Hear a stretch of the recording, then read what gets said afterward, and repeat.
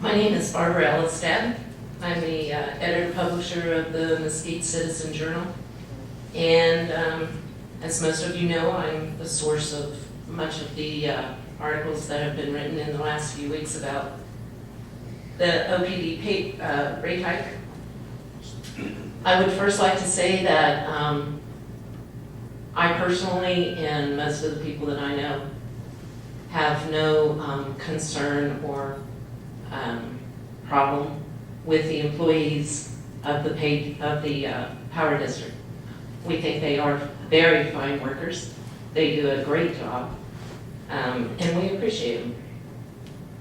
However, we do have some concerns about management, and I would like to start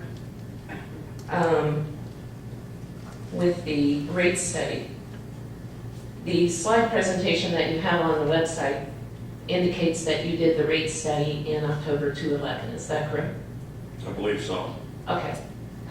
Today, I picked up minutes of the board meetings for Overton Power Board of Directors. I believe the rate was adopted in October of 2011. Okay. I picked up all the minutes for all of 2011 and January through June 2012. This is the June 20th, 2012 meeting. And it says, Mr. Mendez Cooper, who for those who don't know is the Assistant General Manager, informed the board that the district is conducting a rate study. Examination of current debt service coverage, which is why you have indicated we need this rate hike. Margins and cash reserves indicates that a 2 to 3% increase in revenue may be needed. The rate study will indicate, and that word indicates to me that it has not been completed, it's a futuristic action. The rate study will indicate what is needed and where there are shortfalls. The findings of the rate study will be presented this fall. So I'm confused. Maybe just before we go on, we can address that a little bit. Okay. In 2011, we began the rate study, we completed a rate study, and we adopted a portion of that rate that was recommended in October 1 of 2011. The remainder of that study and the recommended increases were still available to us.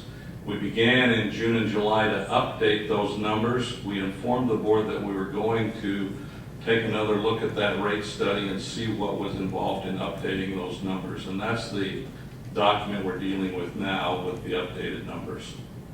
Okay. Last Friday, I sent an email to Terry Marino, who is the manager for finance and administration in the district, and asked a question, and she indicated that she forwarded that question on to you, and I have yet to get an answer from you. So I'm going to ask it here. Did you, Mr. Latham, receive a significant increase in your compensation in the last 2 years as a retirement package with a lot of different components? Yes, and I'll be addressing that in my final remarks. What's involved there? I'll be more than happy to allow you to comment. I don't think I'd like to save that till the end. But yes, I did receive, well, if... Could you tell me what day that was, or what month that was, that the board approved that action? It was 3 years ago. It was in August, and it was retroactive to July, the start of July. And I will read... What year was that? August of 2010. And I'll read for you the motion that was made and adopted.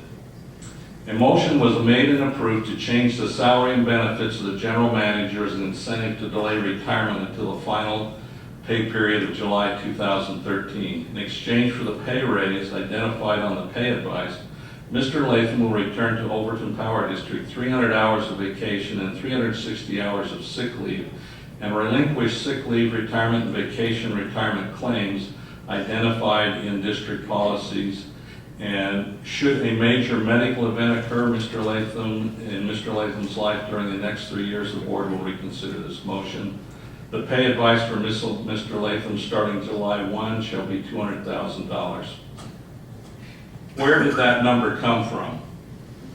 What percentage increase was that in your pay? I was making $160,000 at the time that took place.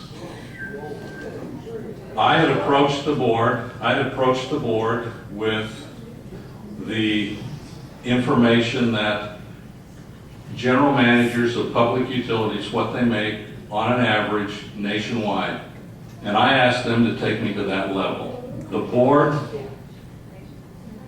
indicated to me that they were reluctant to make that move, and through negotiations, they agreed to take me there if I was willing to give up part of my benefits that would be paid at the time of retirement. And that's what took place there. Again, that's part of the planned retirement program, that not only do I have a start date for that increase, but also there's an end date to that. Were there any other senior managers that received a like increase in their compensation? Richard Jones as well, he is going to retire, received an increase as well. When is his retirement effective? His will be in March of next year, and his increase did not start until the March of 2011. Is it not true that your pay must be at a certain level for 2 years prior to your retirement in order for you to receive that amount of compensation from PERS? It's 3 years. 3 years. So you're just going to make that 3 years? Yes. That's all the questions I have right now. I'll let someone else ask some questions. I'll be back.